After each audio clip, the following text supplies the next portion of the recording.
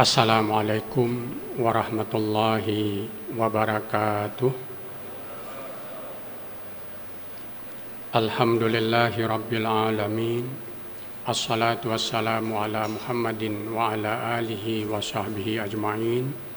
Asyhadu an la ilaha illallah wa asyhadu anna Muhammadan abduhu wa rasuluh. Amma ba'du. Qala Allah ta'ala fil Qur'anil azim. A'udzu billahi minasyaitonir rajim. Syahrul Ramadan alladzi unzila fihi al-Qur'an hudal linnasi wa bayyinatin minal huda wal furqan.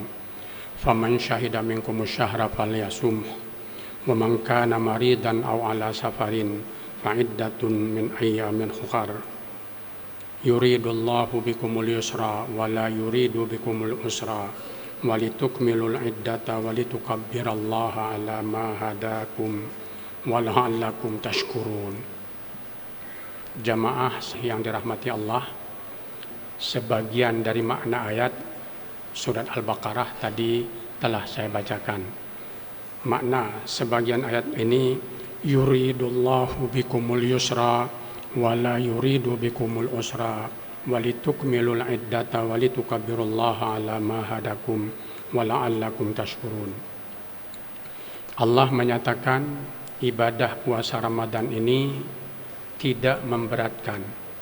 Allah ingin ibadah Ramadan, puasa yang diwajibkan dalam bulan Ramadan ini dirasakan ringan oleh kaum muslimin.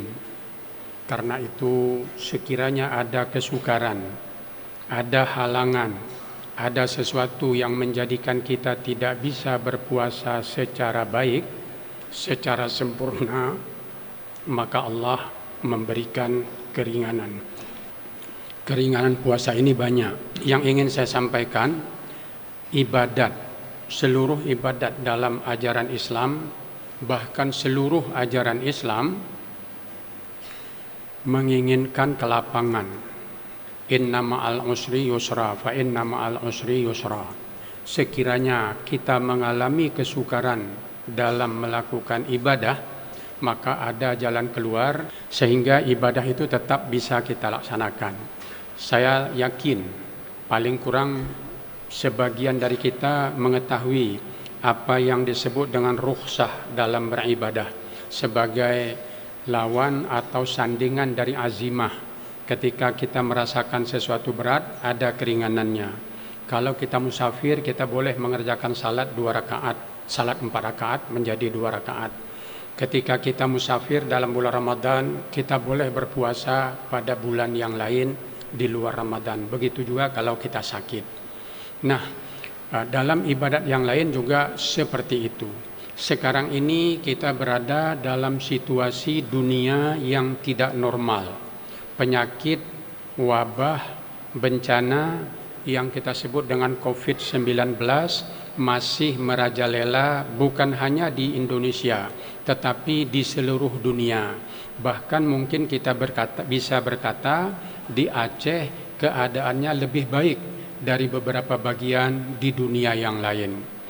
Untuk ini para sarjana, para peneliti, pemerintah hampir di semua negara meminta rakyatnya untuk mematuhi aturan kesehatan guna menghindari wabah yang berat ini. Mungkin salah satu bukti yang tidak bisa kita tolak bahwa penyakit ini ada, wabah ini adalah ibadah haji dan ibadah umrah. Semua kita tahu pemerintah Arab Saudi menutup haji pada tahun yang lalu dan kita tidak tahu apakah pada tahun depan ini ibadah haji masih akan dilaksanakan secara normal atau tetap mengikuti protokol kesehatan. Ibadah umrah juga sangat dibatasi. Bahkan beberapa waktu yang lalu jamaah dari Indonesia tidak diizinkan menunaikan ibadah umrah karena dianggap tidak patuh kepada protokol kesehatan tersebut. Ini salah satu bukti yang tidak bisa kita tolak bahwa wabah ini ada bahwa wabah ini masih berkembang di atas dunia, lepas dari mana asalnya, siapa yang membuatnya, kenapa ini ada. Kita tidak perlu mempersoalkan hal tersebut. Jamaah yang terhormat, untuk salat tarawih dan salat sunat yang lainnya, bahkan salat fardu, ada aturan tentang salat berjamaah yang sama-sama kita ketahui.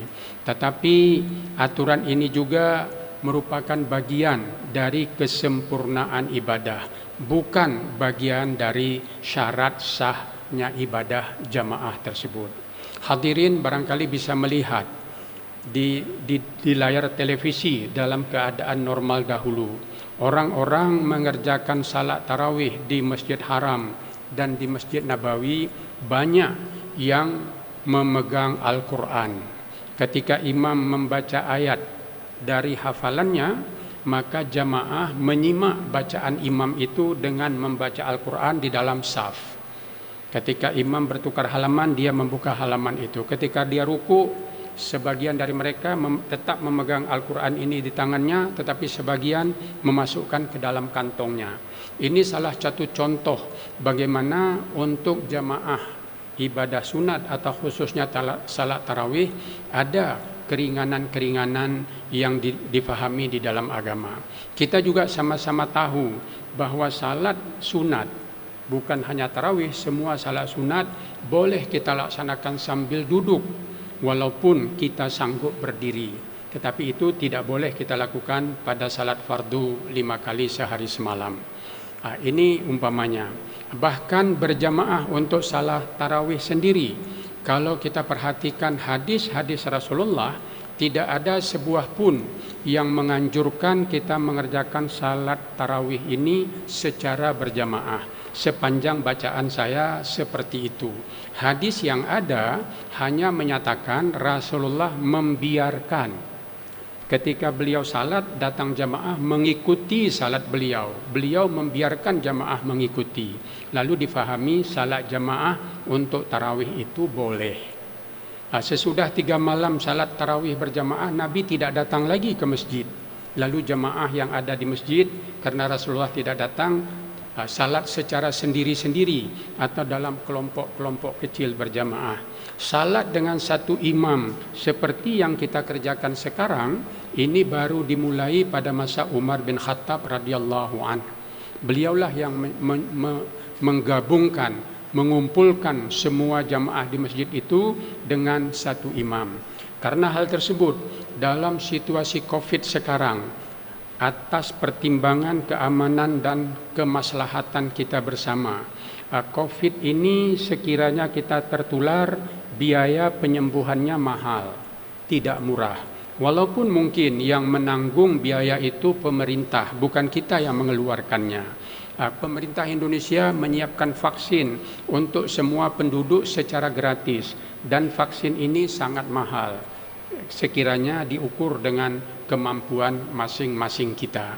Jadi karena tersebut, untuk menjaga kesehatan, marilah kita berusaha apakah di dalam mengerjakan ibadat dan dalam seluruh aktivitas sehari-hari, bukan hanya karena disuruh, karena diperintahkan, tetapi karena kesadaran kita. Menjaga kesehatan itu bagian dari perintah agama kita.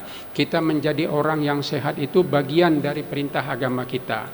Menghindari penyakit itu bagian dari ajaran agama kita. Hemat bagian dari agama kita. Kita menjadi sakit karena kelalaian kita, lalu mengeluarkan banyak uang untuk menyembuhkan akibat dari kelalaian tersebut, bisa dianggap sebagai perbuatan yang mubazir, bisa dianggap sebagai perbuatan yang sia-sia. Begitu juga ketika Allah memberikan kelapangan kepada kita, lalu kita tidak memanfaatkan kelapangan tersebut, ini juga bisa dianggap sebagai perbuatan yang sombong, sebagai tingkah laku yang tidak menghargai keringanan yang diberikan oleh Rasulullah, kelapangan yang diberikan oleh Al-Quran kepada kita. Karena itu, dalam situasi tidak normal sekarang, maka kita patuhi anjuran pemerintah, kita patuhi anjuran dari para ilmuwan, ahli-ahli kedokteran, ahli-ahli penyakit yang memberikan jalan keluar, yang memberikan kepada kita cara menghindari penyakit ini.